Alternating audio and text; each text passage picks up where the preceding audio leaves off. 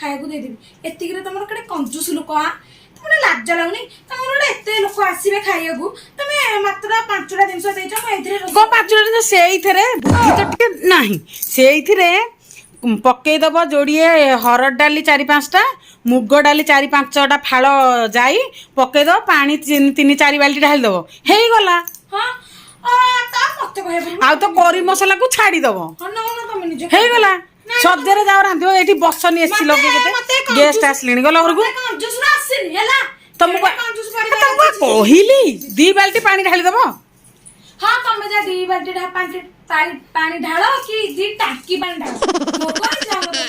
ତମ ଗେଷ୍ଟ ଅଛ ନା ମୋ ଗେଷ୍ଟ ଆସୁଛନ୍ତି? ମୋ ଗେଷ୍ଟ ଆସିଥିଲେ ମୁଁ ଏତିକିରେ ତମକୁ ଖାଇବା ମଟନ ଚିକେନ କରିକି ବସାନ୍ତିନି ଘର ସକାଳୁ ହେଲା।